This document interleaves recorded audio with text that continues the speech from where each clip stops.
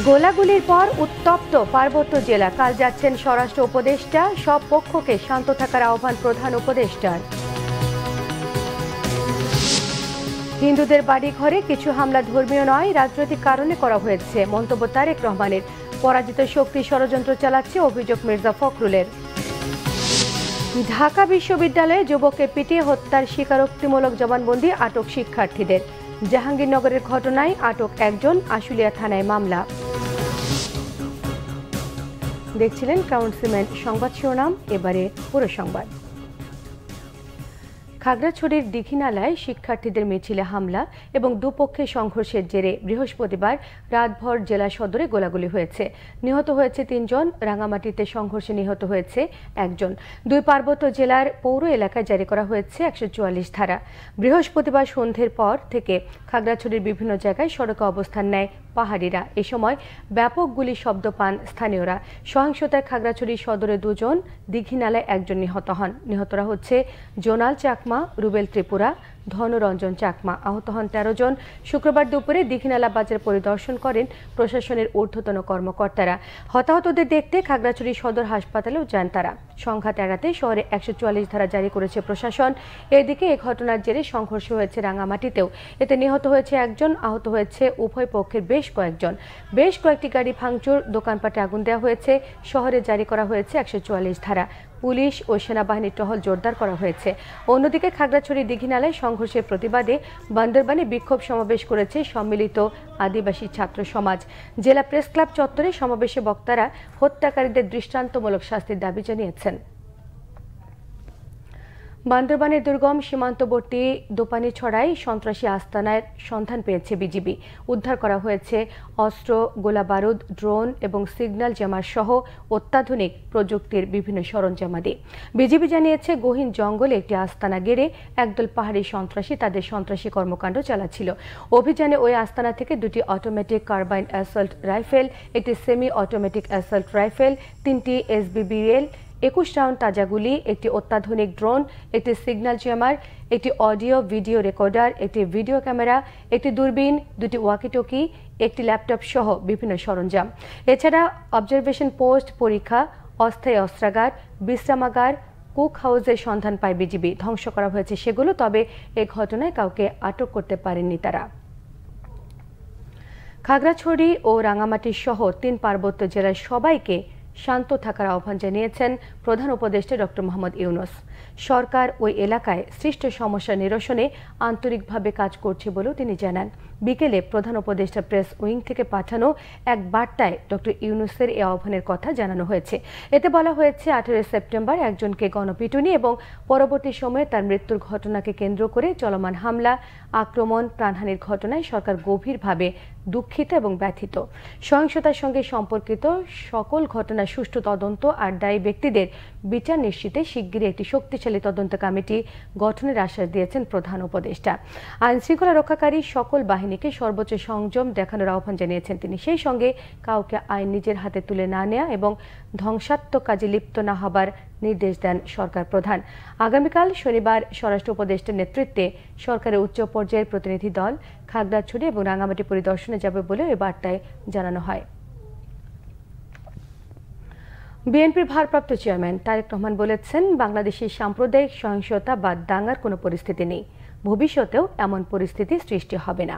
বিকেলে বিএনপি চেয়ারপারসনের গুলশানের কার্যালয়ে জন্মাষ্টমী উপলক্ষে হিন্দু সম্প্রদায়ের সঙ্গে শুভেচ্ছা বিনিময়ে ভার্চুয়ালি যুক্ত হয়ে এ মন্তব্য করেছেন তারেক রহমান। তিনি জানান, সাম্প্রতিক সময়ে হিন্দু সম্প্রদায়ের কিছু বাড়িতে হামলার ঘটনাগুলো ধর্মীয় ইস্যুতে নয়, এ ধরনের ঘটনা রাজনৈতিক হীন স্বার্থে ঘটেছে এমন মন্তব্য করেছেন তিনি। বিএনপির ভারপ্রাপ্ত চেয়ারম্যান তারেক রহমান বলেন, বাংলাদেশের সকল ধর্মের মানুষের অধিকার সমান। এদেশে কে কোন ধর্মের সেটি বড় পরিচয় নয়। বাংলাদেশের সকল ধর্মের মানুষের একটাই পরিচয়, সবাই বাংলাদেশি। ধর্ম যার যার, রাষ্ট্র সবার, এমন মন্তব্য করেছেন তারেক রহমান। অনুষ্ঠানে দলের মহাসচিব মির্জা ফখরুল ইসলাম আলমগীর বলেছেন, পরাজিত শক্তির দোসররা এখনো নানাভাবে ষড়যন্ত্রে লিপ্ত।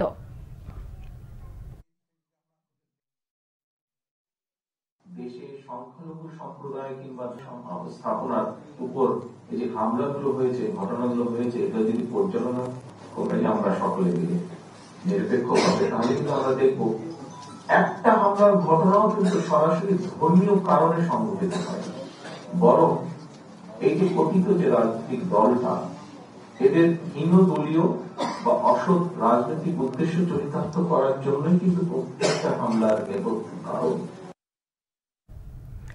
পরিপূর্ণ সংস্কারের জন্য নির্বাচিত সরকার দরকার মন্তব্য করেছেন বিএনপি স্থায়ী কমিটির সদস্য বেগম সেলিমা রহমান। স্থায়ী কমিটির আরেক সদস্য ডাক্তার AZM জাহিদ হোসেন জানিয়েছেন, দেশের পূর্বাঞ্চলে বন্যার্তদের জন্য 20 কোটি টাকার বেশি ত্রাণ সামগ্রী এবং নগদ টাকা সংগ্রহ করেছে বিএনপি। রিপোর্ট করছেন সিকান্দার রহমান। দেশের পূর্বাঞ্চলের জেলাগুলোতে দুর্গত মানুষের জন্য 20 কোটি টাকার বেশি ত্রাণ সামগ্রী নগদ টাকা সংগ্রহ করেছে বিএনপি। এসব টাকায় দুর্গত মানুষের মাঝে ত্রাণ সামগ্রী বিতরণের পাশাপাশি বন্যা পরবর্তী পুনর্বাসন কার্যক্রমে ব্যয় করবে দলটি। শুক্রবার সকালে নয়াপল্টনের কেন্দ্রীয় কার্যালয়ে ত্রাণ সংগ্রহ কমিটির আহ্বায়ক বিএনপির স্থায়ী কমিটির সদস্য ডাক্তার AZM জাহিদ হোসেন এসব তথ্য জানান। প্রাকৃতিক দুর্যোগে এই প্রতিকূল আবহাওয়ায় কিভাবে বেঁচে থাকতে হয় বাঙালিরা তা জানে, বাংলাদেশের মানুষ তা জানে। কাজেই কেউ যদি চেষ্টা করে আমাদেরকে এইভাবে দাবিয়ে রাখবে অথবা আমাদের যে সার্বভৌমত্ব, আমাদের যে বেঁচে থাকার আকাঙ্ক্ষাকে দাবিয়ে রাখবে, বাংলাদেশের মানুষের ইচ্ছার বহিঃপ্রকাশকে গলা টিপে হত্যা করবে, সেটা সুদূর পরাহত এবং বাংলার মানুষ এই 18 কোটি মানুষ ঐক্যবদ্ধ। রাজধানীর রিপোর্টার্স ইউনিটিতে এক আলোচনায় বিএনপির স্থায়ী কমিটির আরেক সদস্য বেগম সেলিমা রহমান বলেন, প্রয়োজনীয় সংস্কার করে দ্রুত নির্বাচনের ব্যবস্থা করা জরুরি। ভারতে বসে শেখ হাসিনা এখনো ষড়যন্ত্র করছেন বলে অভিযোগ তার। আমাদের প্রত্যাশা হলো সকলের মত প্রকাশের অধিকার, আমাদের প্রত্যাশা হলো বেকার যুবকের কর্মসংস্থান, আমাদের প্রত্যাশা হলো নারী উন্নয়ন, নারীদের ক্ষমতায়ন, আমাদের ছাত্রদের শিক্ষা, স্বাস্থ্য থেকে শুরু করে প্রতিটি প্রত্যাশা আজকে আমাদের মনের মধ্যে। কিন্তু ইন্টারিম গভর্নমেন্টের পক্ষে এত কিছু প্রত্যাশা সম্ভব নয়, কারণ আমরা জানি এগুলো সংস্কার করতে পারে একমাত্র আমাদের যে কোনো নির্বাচিত সরকার। আপনার নির্বাচনের জন্য যতটুকু সংস্কার প্রয়োজন ততটুকু করে যত দ্রুত সময়ে আপনারা নির্বাচন দেন, তারপরে আসবে জবাবদিহিমূলক সরকার। সে যে সরকারই আসুক না কেন আমরা ওয়েলকাম করব। পোশাক কারখানায় অস্থিরতা সৃষ্টিতে জড়িতদের আইনের আওতায় আনার তাগিদ দেন বিএনপি নেতারা। আওয়ামী লীগ সরকারের গ্রেফতারকৃত এমপি মন্ত্রীদের জনসম্মুখে আনার দাবিও জানান তারা। সিকান্দার রহমান, বাংলা ভিশন, ঢাকা। মোবাইল চোর সন্দেহে তোফাজ্জল হোসেনকে ঢাকা বিশ্ববিদ্যালয়ের ফজলুল হক হলে পিটিয়ে হত্যার ঘটনায় গ্রেফতার 6 ছাত্র স্বীকারোক্তিমূলক জবানবন্দি দিয়েছে। মামলার তদন্ত কর্মকর্তা আদালতে হাজির করে তাদের স্বীকারোক্তিমূলক জবানবন্দি রেকর্ড করার আবেদন জানান। ঢাকার মেট্রোপলিটন ম্যাজিস্ট্রেট সাদ্দাম হোসেন জবানবন্দি রেকর্ড করেন, পরে আদালতের নির্দেশে তাদের কারাগারে পাঠানোর আদেশ দেন। রিপোর্ট করছেন SM ফয়েজ। মানসিক ভারসাম্যহীন যুবক তোফাজ্জল হোসেনকে ঢাকা বিশ্ববিদ্যালয়ের ফজলুল হক হলে দফায় দফায় পেটানো হয়। হত্যার আগে তোফাজ্জলকে ভাত খেতে দেয় হলের কিছু শিক্ষার্থী। ট্যাম, লাঠিসোঁটা দিয়ে বেধড়কভাবে তাকে মারপিট করা হয় এবং নির্মমভাবে তাকে জখম করা হয়। আমাদের সিনিয়র ব্যাচের যারা শিক্ষার্থীরা ছিল তারাও তাদেরকে কন্ট্রোল করতে পারতেছিল না, টিচাররাও তাকে কন্ট্রোল করতে পারতেছিল না। প্রক্টোরিয়াল টিম থেকে একটা মোবাইল কোর্ট আসছিল, তারাও এই বিষয়টা কন্ট্রোল করতে পারেনি। আমরা চাই না এরকম কোনো অরাজকতা তৈরি হোক, এটা আমরা অবশ্যই নেগেটিভলি দেখি। আমরা চাই এই ঘটনার সাথে যারা জড়িত ছিল তাদেরকে শাস্তির আওতায় আনা হোক, কিন্তু যারা এই ঘটনার সাথে জড়িত না, নিরপরাধ কেউ যাতে শাস্তির মধ্যে না আসে। সিসিটিভির ফুটেজেও দেখা যায় নির্মমতার দৃশ্য। তোফাজ্জল হোসেনকে হত্যার ঘটনায় গ্রেপ্তার 6 শিক্ষার্থীকে শুক্রবার দুপুরে কড়া নিরাপত্তায় হাজির করা হয় আদালতে। আদালতে দেয়া জবানবন্দিতে হত্যার সঙ্গে জড়িত থাকার কথা স্বীকার করে তারা। তোফাজ্জলকে কিভাবে পেটানো হয়েছে, গ্রেপ্তার হওয়ার আগে তার বর্ণনা দিয়েছেন খোদ নির্যাতনকারী শিক্ষার্থী জালাল আহমেদ। লাঠি তুলতেছি, লাঠির মধ্যে ধরে রাখছি মাটির সাথে। আরেকটা হচ্ছে যে আমি ওখানে দাঁড়িয়ে রয়েছি, এখন দাঁড়িয়ে রয়েছি ওই জায়গায় যে সময় ছিলাম, ওরা হচ্ছে আমি ঢোকার পরে 12 থেকে 14টা নাম্বার ওরা জিজ্ঞেস করেছে। প্রথম ওরা জিজ্ঞেস করেছে যে তুমি আসলে কি ফোন নিছো? ফোন নিছি 7টা। এই হত্যার সুষ্ঠু বিচার হবে আশা করছেন স্বজনেরা। আইনজীবীরা বলছেন ঘটনার দায় স্বীকার করে আদালতে জবানবন্দি দিয়েছে আসামিরা। 26 নম্বর আদালতে তাদের জবানবন্দি দিয়েছে এবং সেই জবানবন্দিতে 164 ধারার যে জবানবন্দি ছিল সেই জবানবন্দিতে তারা স্বীকার করেছে যে তারা এই ঘটনার সাথে জড়িত। দেখেন, এই বিশ্ববিদ্যালয় ঢাকা বিশ্ববিদ্যালয় যেটা এশিয়ার সবচেয়ে নামকরা বিদ্যাপীঠ, সেখানকার ছাত্র তারা কিভাবে এরকম একটা নরকীয় হত্যাকাণ্ড একটা পাগলের উপরে এটা ঘটাইতে পারলো সেটা আমরা ঠিক আমাদের বুদ্ধিতে আসে না। সিসিটিভির ফুটেজ দেখে বাকি আসামিদেরও ধরা হবে, কাউকেই ছাড় দেওয়া হবে না, এমন হুঁশিয়ারি দিয়েছে পুলিশ। SM Foyez, Bangla vision, Dhaka. জাহাঙ্গীরনগর বিশ্ববিদ্যালয়ের ছাত্রলীগ নেতা শামীম মোল্লাকে পিটিয়ে হত্যার ঘটনায় একজনকে আটক করা হয়েছে। মামলা হয়েছে আশুলিয়া থানায়। ভোরে আশুলিয়া থানায় মামলাটি করেন বিশ্ববিদ্যালয়ের ডেপুটি রেজিস্ট্রার সুদীপ্ত শাহিন। এক সমন্বয়ক সহ সাময়িক বহিষ্কার হওয়া 8 শিক্ষার্থীর নাম উল্লেখ করে অজ্ঞাত আরও 20 থেকে 25 জনকে আসামি করা হয়েছে ওই মামলায়। তাদের মধ্যে সকালেই হাবিবুর রহমান নামে একজনকে গ্রেফতার করা হয়েছে। বিষয়টি নিশ্চিত করেন থানার ইনচার্জ আবু বকর সিদ্দিক। তিনি জানান, জিজ্ঞাসাবাদের জন্য ধামরাই থেকে একজনকে হেফাজতে নেওয়া হয়েছে। এর আগে হত্যাকাণ্ডের সঙ্গে সরাসরি সম্পৃক্ত থাকার অভিযোগে 8 শিক্ষার্থীকে সাময়িক বহিষ্কার করে বিশ্ববিদ্যালয় প্রশাসন। বুধবার সন্ধ্যায় ছাত্রলীগ নেতা শামীমকে পিটিয়ে হত্যা করা হয়। শিক্ষার্থীদের আন্দোলনে বিরোধিতার অভিযোগ ছিল তার বিরুদ্ধে। 5 আগস্ট কারফিউ ভেঙে রাজপথে নামা মিছিলে অংশ নিয়ে পুলিশের গুলিতে গুরুতর আহত হয়েছিলেন পোশাক কর্মী জিয়াউর রহমান। বিভিন্ন হাসপাতালে চিকিৎসা নিয়েও বাঁচানো যায়নি তাকে। 9 আগস্ট ঢাকা মেডিকেলে চিকিৎসাধীন অবস্থায় পরপারে পাড়ি জমান স্বৈরাচার বিরোধী আন্দোলনের অগ্রসৈনিক জিয়াউর রহমান। পরিবারের একমাত্র উপার্জনক্ষম ব্যক্তিকে হারিয়ে 2 সন্তানে অথই পাথারে ভাসছেন তার স্ত্রী শাহনাজ আক্তার। রিপোর্ট করছেন মুহিবুল্লাহ মুহিব। গাজীপুরের টঙ্গীতে আদর্শপাড়া মসজিদ এলাকায় পুরো পরিবার নিয়ে থাকতেন জিয়াউর রহমান। সভ্যতার কাছাকাছি থেকেও যে এলাকাটিতে থাকতেন জিয়া, সেখানে যেন যোগাযোগ নামক সভ্যতা এখনো পৌঁছায়নি। বেতনের সঙ্গে সঙ্গতি রেখে একজন পোশাক কর্মীর পক্ষে এর চেয়ে ভালো জায়গায় হয়তো ভাড়া বাসা নিয়ে থাকা কষ্টসাধ্য ব্যাপার। 45 বছর বয়সী জিয়াউর রহমান টঙ্গীর আশরাফ সেতু কমপ্লেক্স এলাকার পোশাক কারখানায় চাকরি করতেন। 5 আগস্ট উত্তর আজমপুর এলাকায় গুলিবিদ্ধ হন তিনি। অবস্থা গুরুতর দেখে সেখান থেকে বিভিন্ন হাসপাতাল ঘুরে ঢাকা মেডিকেলের আইসিইউতে নেওয়া হয়। 9 আগস্ট পরপারে পাড়ি জমান পোশাক কর্মী জিয়া। এখন কিভাবে আপনার এই সংসার চলছে? এখন ওই যে আমার ভাই দেয়, মাইনসে দেয়, ওইভাবে আর কি চলে কোনো রকম। বাচ্চা দুইটার তো আব্বুর অনেক আশা ছিল যে ওকে ডাক্তার বানাবে আর ওকে ভালো একটা ভালো মতো পড়াশোনা করাইয়া ওই চাকরি নিবে। তো এখন তো এগুলো আর হবে না। এখন যে কি করব বাড়িতে যাইয়া জানি না। মানে বাড়িতে যদি কেউ সহযোগিতা করে পড়াশোনার দিক দিয়ে তাহলে তো করবে। আর আমিও যে একটা ঢাকায় থাইকা চাকরি করবো আমিও পারবো না, কারণ আমি অসুস্থ। বাবা আমাকে অনেক আদর করতো। শনিবারে ঘুরতে গেলাম, আইসক্রিম কিন্তু আমরা ছাদে অনেক গল্প করতাম। রাতে আমাকে পড়াতো, পরে আমরা ছাদে যাই লুডো খেলতাম। আমি যে পড়তে যেতাম আমার ম্যাডামের কাছে, তখন ভাই আর আব্বু লুডো খেলবো। বাবাকে ছাড়া আমাদের আমরা ভালো মতন চলতে পারতেছি না, খাবার দাবারের কষ্ট হয় এবং বাবা আমাদের থাকা গেলে আমাদের অনেক আদর করতো। পরিবারের একমাত্র উপার্জনক্ষম ব্যক্তিটিকে হারানোর পর বাসা ভাড়া 2 মাসের বকেয়া পড়েছে। 9ম শ্রেণী পড়ুয়া ছেলে তানজিলুর রহমান শারাফ আর 2য় শ্রেণী পড়ুয়া মেয়ে জাফনা আক্তারের স্কুলের বেতন দেয়া বন্ধ। শহর ছেড়ে এই পরিবারটি যে গ্রামে ফিরবে সেই পথ নেই, কারণ পোশাক কারখানার স্বল্প বেতনে সংসার সামলে গ্রামে কিনতে পারেনি কোনো ঘর। জিয়াউর রহমানকে হারিয়ে 2 সন্তান নিয়ে এখন অথই সাগরে ভাসছেন শাহনাজ আক্তার। আমাদের কাছে এখন 2 মাসের ঘর ভাড়া পাবে বাড়িওয়ালা। এখন এই 2 মাসের ঘর ভাড়া আমাদের দিয়ে 1 তারিখে চলে যেতে হবে। একবারে তুমি গ্রামে চলে যাব। যেই বেতন আয় করতো ওইটা দিয়ে আমরা চলতাম।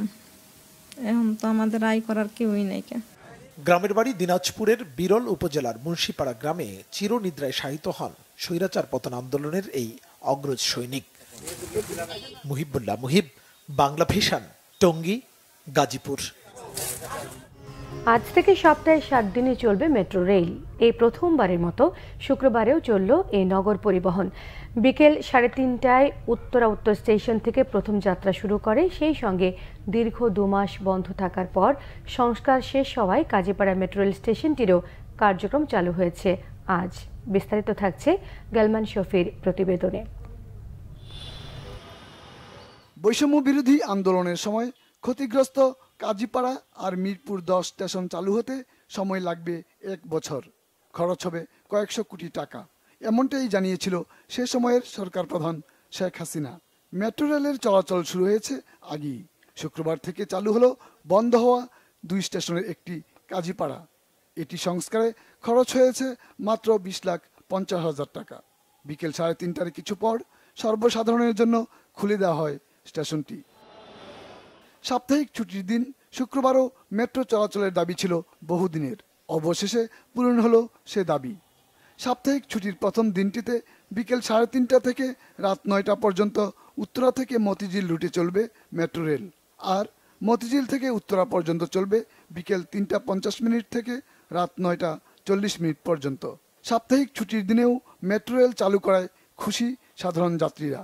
স্টেশনটা চালু হইতে অনেক টাইম লাগবে এবং ব্যয়ও অনেক হবে, কিন্তু দেখা যাচ্ছে বর্তমান যে সরকার অন্তর্বর্তী সরকার গঠন করছে তারা খুব তাড়াতাড়ি এই কাজটা আন্তরিকতার সাথে করছে এবং টাকাটাও অনেক কম খরচ হয়েছে। বন্ধ হওয়ার কারণে আমরা অনেক সমস্যায় পড়েছি, আর এখন চালু হওয়ার কারণে অনেক হ্যাপি হচ্ছি। যারা কাজীপাড়া ছিলাম তারা উল্টা গিয়ে শেওড়াপাড়া থেকে বিভিন্ন জায়গায় মেট্রোতে আসা যাওয়া করতে আমাদের জন্য অনেক ভোগান্তি হয়েছে। এটা মেট্রো রেল চালু হয়েছে শুক্রবার থেকে, তো আমরা ফ্যামিলি নিয়ে আসলে দেখা যাচ্ছে ফ্যামিলি নিয়ে ঘুরতে যেতে পারছি, আমাদের জন্য সাশ্রয় হচ্ছে বা আমরা একটু দ্রুত যেতে পারছি। শুক্রবার একটি ঘোরার দিন, এই সময় আমরা টিএসসি বা শাহবাগ বিভিন্ন জায়গায় ঘুরতে যাই, তো সেই হিসেবে ভালোই লাগছে। কাজীপাড়া আমাদের রিলেটিভের বাসা ছিল, এখানে মেট্রো রেল চালু হওয়াতে আমাদের অনেক সুবিধা হয়েছে। এদিকে শিগগিরই মিরপুর 10 নম্বর স্টেশন চালুর আশাবাদ জানালেন মেট্রো রেলের ব্যবস্থাপনা পরিচালক আব্দুর রউফ। মেট্রো রেলের যে বাংলাদেশের অভিযাত্রা সপ্তাহে 7 দিনই চলবে। এখন মিরপুরের জন্য একটা হাই পাওয়ার টিম করা হয়েছে আমাদের মন্ত্রণালয়ের অধীন। এই টিম এখন প্রত্যেকটা জিনিস কারিগরি লোকজন সেখানে আইটেম ওয়াইজ চেক করছেন। আমাদের যত দ্রুত সম্ভব এই নিজের ওপেন করা যায় উইথ ফুল সিকিউরিটি। মেট্রো রেলের চলাচল নির্বিঘ্ন রাখতে যাত্রীদের সচেতনতা ও সহায়তা চেয়েছে কর্তৃপক্ষ। গেলমান শফি, বাংলা ভিশন, ঢাকা। সরকারের বেঁধে দেওয়া দামেও মিলছে না ডিম মুরগি। গত 15 সেপ্টেম্বর খুচরো পর্যায়ে প্রতিটি ডিমের দাম 11 টাকা 87 পয়সা নির্ধারণ করে দেয় প্রাণী সম্পদ অধিদপ্তর। সেই হিসেবে প্রতি ডজনের দাম 143 টাকা হওয়ার কথা থাকলেও বিক্রি হচ্ছে 155 থেকে 160 টাকায়। একই অবস্থা মুরগির বাজারেও সরকার নির্ধারিত দামের চেয়ে কেজিতে 10 থেকে 15 টাকা বেড়ে ব্রয়লার 170 আর সোনালী মুরগি বিক্রি হচ্ছে 250 টাকায়। এদিকে 2 সপ্তাহ আগে আলু আর পেঁয়াজ আমদানিতে শুল্ক কমিয়েছে সরকার। ভারতও পেঁয়াজ রপ্তানিতে 50% শুল্ক কমায়, কিন্তু এসবের প্রভাব নেই বাজারে। আলু 50 থেকে 55 আর পেঁয়াজ বিক্রি হচ্ছে এখনও 110 টাকায়। অন্যদিকে সবজির দামে কিছুটা স্বস্তি মিললেও মাছ, মাংস সহ চড়া অন্যান্য খাদ্যপণ্য। সংবাদ শেষ করব ক্রাউন সিমেন্ট শিরোনামগুলো আরও একবার জানিয়ে দিয়ে। গোলাগুলির পর উত্তপ্ত পার্বত্য জেলা, কাল যাচ্ছেন স্বরাষ্ট্র উপদেষ্টা। সব পক্ষকে শান্ত থাকার আহ্বান প্রধান উপদেষ্টার। হিন্দুদের বাড়ি ঘরে কিছু হামলা ধর্মীয় নয়, রাজনৈতিক কারণে করা হয়েছে মন্তব্য তারেক রহমানের। পরাজিত শক্তি ষড়যন্ত্র চালাচ্ছে অভিযোগ মির্জা ফখরুলের। ঢাকা বিশ্ববিদ্যালয়ে যুবককে পিটিয়ে হত্যার স্বীকারোক্তিমূলক জবানবন্দি আটক শিক্ষার্থীদের। এই ছিল এখনকার মতো। পরের সংবাদ রাত 10:30টায়। 9টায় রয়েছে নিউজ 20 দেখার আমন্ত্রণ রইল। এছাড়া বাংলা ভিশন সংবাদ ও সংবাদ সংশ্লিষ্ট অনুষ্ঠান দেখতে ভিজিট করুন www.bbnews24.com, facebook.com/banglavishnnews সাবস্ক্রাইবও করতে পারেন youtube.com/banglavishnnews। সঙ্গে থাকায় সবাইকে ধন্যবাদ।